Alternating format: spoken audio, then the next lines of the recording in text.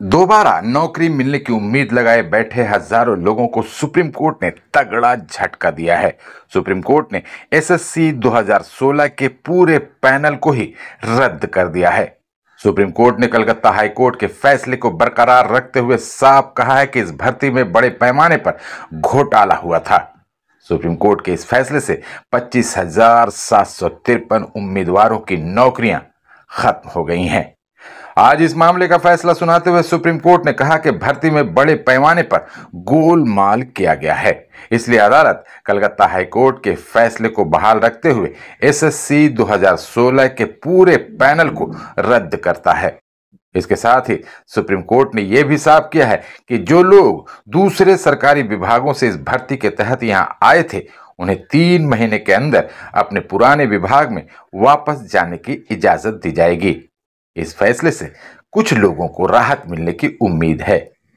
Supreme court के इस फैसले से लगभग 26,000 लोगों की उम्मीदें पूरी तरह टूट गई हैं। उन्हें भरोसा था कि देश की सबसे बड़ी अदालत उनकी बातों को समझेगी और उनकी नौकरी को बहाल कर देगी, लेकिन फैसला उल्टा आने से ये लोग पूरी तरह टूट गए हैं।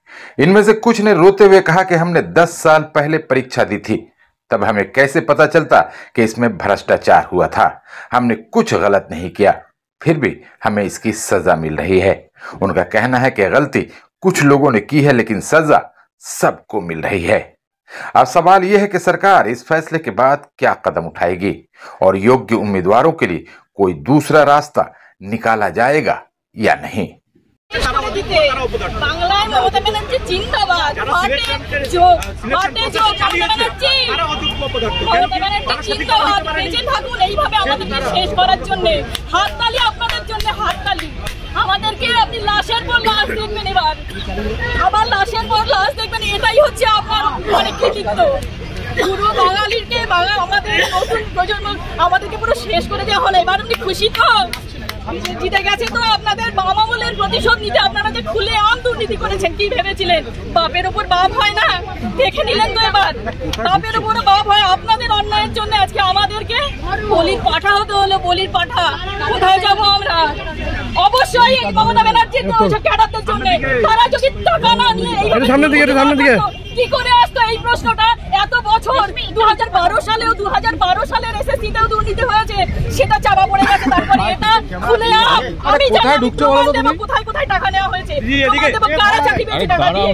কেন এগুলো কোথায়? যারা সরকার তারা যদি দুর্নীতির সাথে যুক্ত থাকে, আমাদের দোষ কোনটা? আমাদের যে আমরা অন্যায় করি, তারপরে আমরা যে এইখানে এসছি, অবশ্যই মমতা ব্যানার্জির লোকেদের যারা দুর্নীতি করেছে, তৃণমূলের এটা হাজার বাপ তৃণমূলের যারা খুলে আমারও অফার এসেছিল টাকা দেওয়ার জন্য, আমি চাইনি।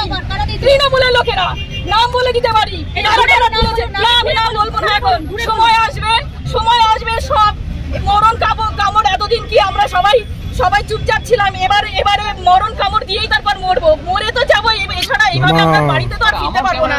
অনেক কষ্ট করে 29 বছর বয়সে এসে চাকরি পেয়েছি। 29 বছর বয়সে এসে 2012 সালের সেই আরএল স্টিল পরে এই 19 সালে আবার নিয়োগ হলো। 7টা বছর পর সে সময়ও দুর্নীতি হয়েছিল, এবারও হয়েছে। এত বছর পরে 29 বছর জীবনে শেষ সময় এসে আর আমরা কি দাঁড়াতে পারি? সারা বছর কি সারা জীবন কি মানুষ পড়াশোনা করতে পারে? এখন বলছে রিএক্সামের কথা। আপনারাই বলুন তো, পারবেন তো মাধ্যমিক পরীক্ষা দিতে? পারবে তো? ওরা যারা কথা বলছে তারা মাধ্যমিক পরীক্ষা আবার বসতে রিঅ্যাপিয়ার করতে পারবে তো? বেতন ফেরত দেওয়ার কথা বলা হয়েছে। আমি জানি না কিসের কথা বলা হয়েছে। পরিষ্কার বলেছি এটা করে নেব। আরে বেতন ফেরত যারা দুর্নীতি করেছে, আমরা তো দুর্নীতি করিনি।